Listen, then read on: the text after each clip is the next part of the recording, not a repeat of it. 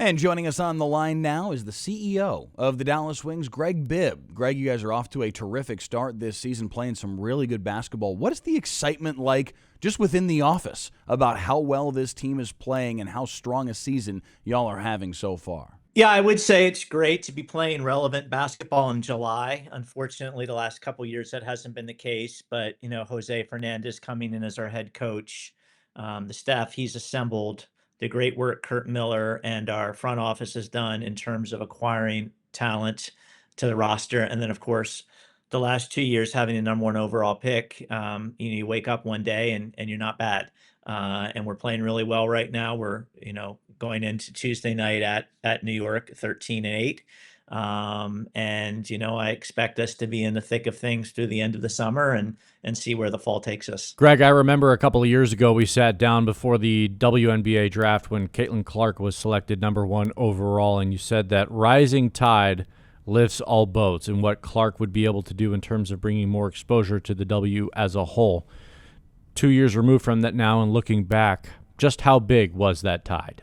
It was a pretty big wave. We were fortunate, like everyone in the WNBA was fortunate to experience an uplift in our business when Caitlin and Angel Reese and that class joined the league. And then the next year, we specifically had the benefit of drafting Paige Beckers and experienced a similar kind of lift. And then this year, we had the opportunity to draft AZ Fudd first overall. So we've had 3 consecutive years of meaningful things happen relative to the basketball team that directly impacted in a positive way our business. The fan bases for Paige Beckers and AZ Fudd are enormous, and they are very energized and very excited about these two players, but also about this team. They've been following them all through their time at UConn. Now they have adopted the Dallas Wings as their team as well, because this is where Paige and AZ are, and this team is having success. How have you guys seen the numbers reflect the way that these fan bases have enveloped the Dallas Wings culture? Well, if you happened to catch our game from Connecticut last week, you would have experienced it firsthand. It was the Dallas Wings home game in Hartford. And that has really been the case almost everywhere we've played the last couple of years.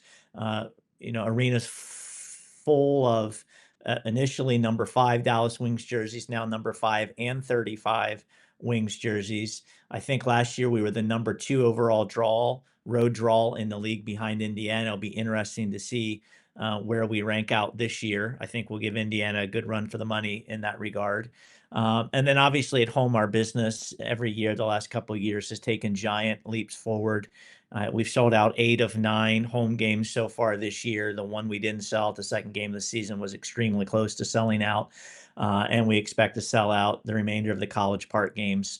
So whether it's that or 2.5 million people watching our tip-off game on ABC against Indiana back in May, or whether it's record social media engagement. I mean, I could go on and on. Selling merchandise in 25 different countries around the world in the last couple of months. It's amazing how quickly our brand has grown and how many people are now engaged with the Dallas Wings.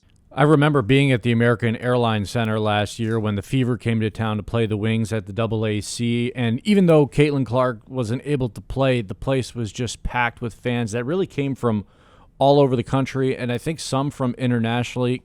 Greg, did any of these fan stories make their ways to you, and if so, which one stood out more than some of the others? Yeah, there's so many. The one that sticks out to me last year, there was a young lady who had traveled from Tokyo to see Paige play. And unfortunately, Paige didn't play in the game, but she was very gracious to come out after and spend some time with this young lady who had saved essentially all of her money and used all of her vacation time to make the trek from Tokyo to Dallas just to watch Paige Beckers play basketball. And moments like that help you recognize that what we do is special in terms of the platform that we're provided. And when good people like a Paige Beckers take advantage of that platform, it can create very special moments. And that's certainly what happened that night at College Park Center. And, those happen almost every time we play a game now. There's someone with a sign that says, "I've come from fill in the blank faraway place to see Paige Beckers or AZ Fudd play." And again, when you go on the road and you see all the number 5 jerseys and number 35 jerseys, or you pull up to the hotel at midnight like we did last night, and there's a crowd of people that have been staying there for 3 hours in the rain just to get a glimpse of our team. For someone who's been involved with the WNBA since 2007, that's a pretty special thing. And to that end, you guys are going to play a game this weekend against the Chicago Sky at the American Airlines Center, the first of 3 games this season at the AAC. And this year in particular, this is not about anybody else that's coming to Dallas to play. That's not the reason to have the game at the AAC. The reason to have a game at the AAC is because of the talent that is on your roster, because of the fan bases for Paige Bueckers and AZ Fudd, because of the excitement for Jess Shepard, a first-time All-Star and a first-time All-Star starter. The Dallas Wings are the draw now. What does that say about the way that this organization has grown over the course of the last few years? Yeah, don't get me wrong. If I have the opportunity to promote Caitlin Clark, I certainly will take advantage of it. But no, to your point, it is nice to be that team that everyone likes to have come to market. For my colleagues, the other team presidents around the league, they get excited for Dallas because that means we're going to be a big gate and they're going to have a big day at the box office. So it's fun to be on the other side of that equation. It's fun to have the marquee stars on our team. But more importantly, it's fun to be 13-8, pretty much at the midway point of the season. So much about sports is having people talk about it even when games aren't going on. And it could be arguments, debates, and just kind of general discourse. We're kind of seeing it a little bit this year with Olivia Miles having the season that she's having. And then, of course, AZ Fudd having a strong rookie season as well. And, of course, they're going to try to compare and manipulate the narratives all they want. But to some degree, isn't it good that the WNBA is still getting those eyeballs and that attention, and that we are creating lanes for this type of conversation, whereas previously maybe it wasn't the case? Yeah, well, specific to the example you gave, Olivia Miles is having an unbelievable season in Minnesota. And she's a tremendous player who's going to have, I think, an all-star, if not Hall of Fame career. But I'm very happy the fact that we have AZ Fudd on our team. I think she's perfect fit with us. I think she's exactly what we needed in terms of, shooting the basketball at an elite level. What's been surprising about her is how good she is on the defensive end. As a rookie, she's usually getting the toughest assignment from the other team's best offensive perimeter player. So she's been really good for us, and she's just going to keep getting better. So I'm happy for Olivia Miles. I think she landed in a perfect situation in Minnesota and was able to step on the court and play right away. AZ, I think, is going to have just as good, if not as good, better a career over the long term.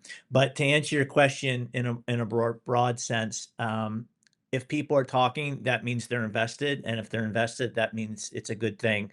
So I do think there's a line. Some of the stuff that's out there more recently, I feel crosses a line in terms of, whether it's appropriate discourse for the world of sport or not. But aside from that, if someone wants to tell me I don't do a good job running a team, I'm okay with that, because that means they're paying enough attention to have an opinion. And I'd rather people have an opinion and talk about it than no opinion at all. So it's great to see kind of the audience expand. It's great to see the discourse around the game and the sport and the business expand. And it's great to see the audience, the demo of people who are talking about our sport expand. My son is 16-year-old. He's a great example. He has a WNBA fantasy league with his 16-year-old buddies. 10 years ago, I couldn't imagine a world where a bunch of 16-year-old boys would sit around and play WNBA fantasy, but that's what happens now. And I think it's a pretty cool example of how far we've come. Yeah, that probably wouldn't have been the case a decade ago, but now here we are. Your point about AZ Fudd and the way that she plays on the defensive end, it has been a revelation this season. And I don't know that the casual fan that just saw AZ as this incredible shooter necessarily saw this coming, but if you go back and watch her film at UConn, it was there as well. She's an incredible defensive weapon for this team. Her hands are incredibly quick. Her understanding of what you guys are trying to do schematically on the defensive end of the floor is at a really high level, especially for a rookie. She has been incredible on the defensive end of the floor the entire season for you guys. Yeah, her hands are incredibly active and quick. They're always moving, just like her feet are always moving. But and you hear this all the time, it's cliche, but in this case, it's actually true. Her basketball IQ is so far beyond what is ordinary. She reads and anticipates so well. She gets herself in passing lanes. And when you combine that with her very active and quick hands, she gets herself in position for a lot of steals. She blocks a lot of shots for a, 5'10", 5'11" guard. We're just watching film today of the game we played here against New York a little while ago. And, she comes flying from out of screen to intercept a ball in the paint. And, that required her to see what was going to happen probably two passes before it actually happened. And that's who she is, and that's what she does. And again, that's why, I'm thrilled with the fact that we have AZ Fudd on our team. Greg, not sure if you can be nominated for this, but are you trying to get Executive of the Year for the Jessica Shepard signing? Well, that's not me anymore. I can't take the credit for that. All that credit goes to Kurt Miller and his front office with Jasmine Thomas and Travis Charles. They spent a significant amount of time overseas this offseason, and a lot of that time overseas was dedicated to following Jess Shepard and her team around Europe and watching her play. And, Kurt in particular has been talking about Jess Shepard for a long time. And, full disclosure, I've always felt Jess was a good player, but she didn't really have an opportunity to play, kind of starter minutes in Minnesota. So I didn't understand to the level of the player that she is. And it's the best kind of surprise to have when it's that kind of a big surprise to the good. And she's been exceptional this year. And I think really the credit goes to Kurt understanding how her skill set fits into Coach Fernandez's style of play. Because she's perfect for it. Coach Fernandez likes to get out in transition. We get a lot of points in transition, and having a big who can clean the glass and go with the basketball is a huge part of that. And she's been so good. And I'm really, really happy that, for her in what is really her breakout season. So she's only had a couple of months of this breakout season, that in an all-star process, which oftentimes unfortunately becomes a popularity contest, her season has been recognized, and she was voted, as she should have been, an all-star starter. So I'm really excited for her and Paige to be representing the Wings as starters at the All-Star game. And Paige Beckers, the season that she's having is just off the charts right now. This was the natural progression, I imagine, because she was terrific as a rookie, and we expected her to be a step better, a couple steps better this year in her second year in the WNBA. But what has impressed me the most has been the way that she has finished games, especially of late. When it gets to crunch time and you guys need a bucket, she is unstoppable. What have you noticed about her game that has allowed her to take that step, especially relative to crunch time, late situations where you guys really need something to happen? She continues to make it happen for this team. Yeah, well, first of all, I think she got herself into the gym, and she's bigger and stronger than she was a year ago. So I think her stamina on the court is better, and I think she takes contact better and can still finish. That's number one. Number two, and it's hard to articulate, but confidence in the WNBA is such an important thing. And obviously, anyone who plays in the WNBA is a very confident professional. They wouldn't be here if they didn't have that confidence. But even within that band, there's this extra level of confidence that the very elite have that no one else seems to be able to attain. And that's what I see in Paige this year. She just on the court has a different aura to her, and there's a confidence around her that in the closing minutes of a game, she's going to take us to where we need to get.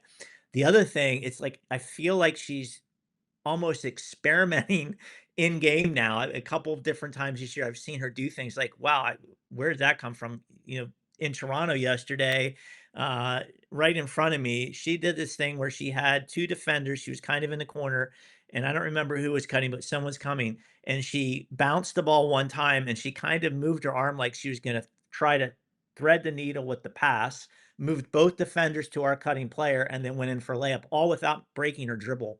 And stuff like that you just don't see.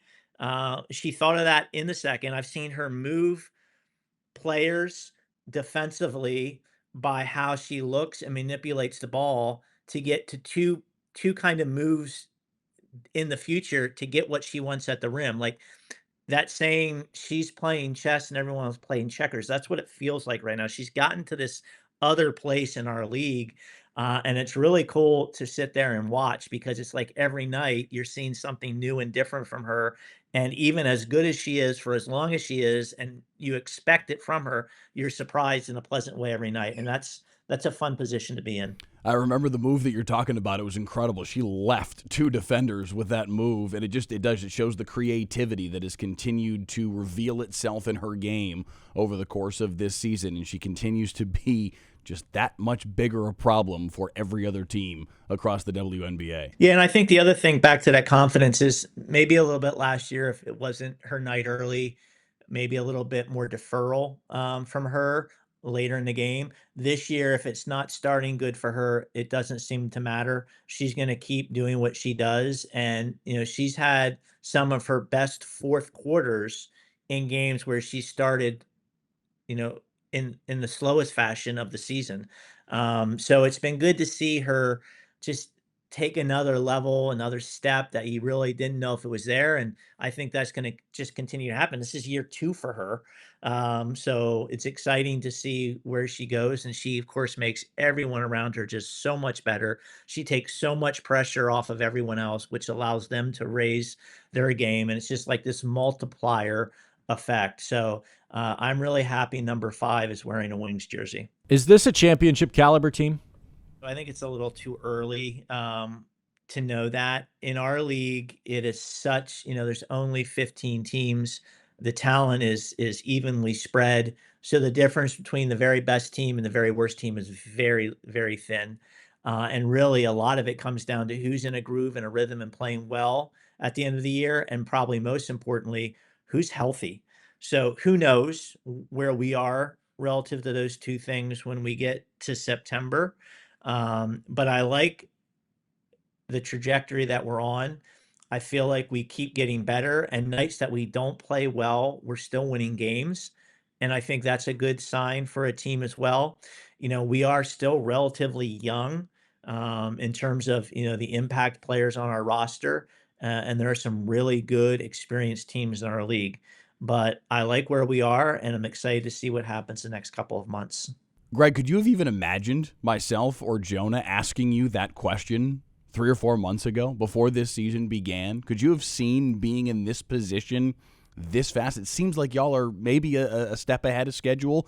Would you have thought that would have been maybe a question for next year? Because here you are, 4th in the WNBA standings. You're in a battle right now to have home court advantage in the first round of the playoffs. It's a funny business, right? If you go back in 2023, we were the 4th best team in the league. We advanced to the semifinals. We were really young, and we had been building incrementally for like 3 or 4 consecutive years, and it felt like we were just about to take that final step and be a true championship contender.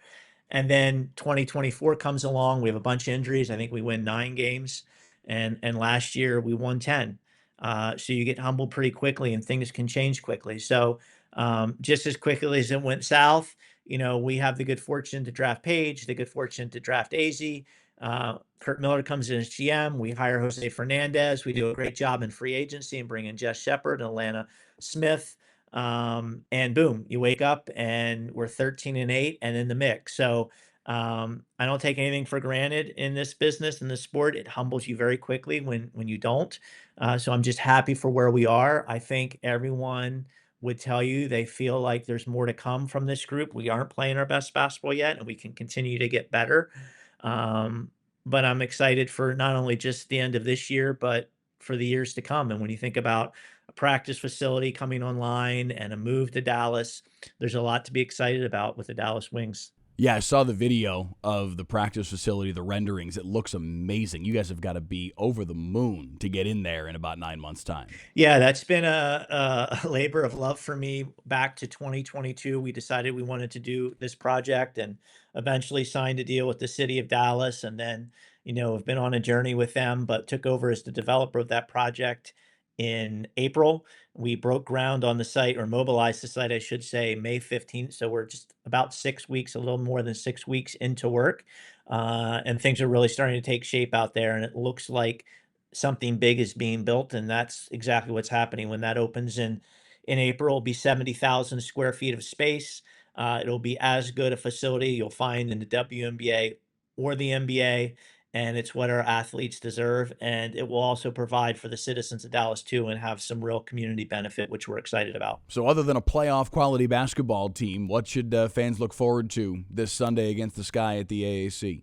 To be honest with you, last year we really tried to make our two games there kind of stand out as like these extraordinarily special events, but we feel like we've evolved to a point now where playing in an American Airlines Center, while it's always going to be special, it's an unbelievable venue. We feel like we've kind of grown into it. So it's going to feel more like a Wings game with just a lot more people there to enjoy the moment. We're excited to play 3 times there this summer. And while we don't have a deal finalized yet, I would say we're very, very close to finalizing a deal to make American Airlines Center our full-time home next year. So excited to get to Dallas and be there full time.